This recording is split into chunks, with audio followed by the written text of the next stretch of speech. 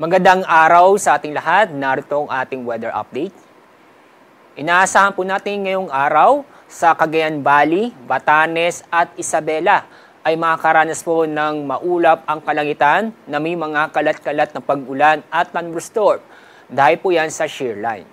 Samantala, itong lalabing pong bahagi ng ating bansa ay patuloy pa rin na makakaranas ng maganda at maliwalas ang panahon kung saan magiging bahagyang maulap hanggang sa maulap ang paborin na may tsansa ng mga isolated na mga pag-ulan sa bandang hapon o gabi.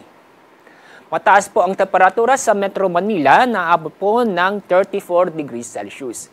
Sa Tuguegarao, aabot din sa 34 degrees Celsius. Sa mga kababayan po natin sa Baguio, mataas po ang temperatura na aabot ng 24 degrees Celsius.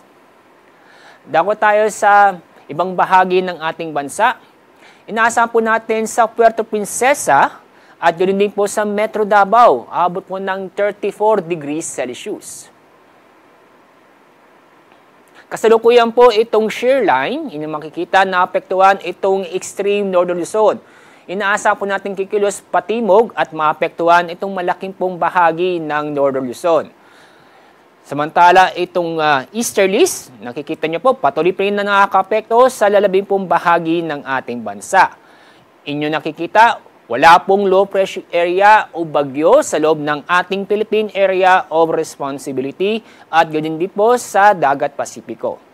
At sa nagtatanong, itong mga kakapal na ulap sa bandang south ng Mindanao, sa labas po ng ating Area of Responsibility, yan po yan ay Intertropical Convergence Zone o ITCZ. Itong ITCZ sa susunod na 24 oras ay hindi ito makaka-apekto sa ating bansa. Sa ating 3-day weather outlook, inyo makikita sa Luzon, sa Visayas, at sa Mindanao ay patuloy pa rin na makakaranas ng maganda at maliwalas ang panahon. Pero asahan sa bandang hapon o gabi ang mga isolated na mga pag-ulan. Sa Metro Manila, inaasa po natin na abot ng 33 hanggang 34 degrees Celsius.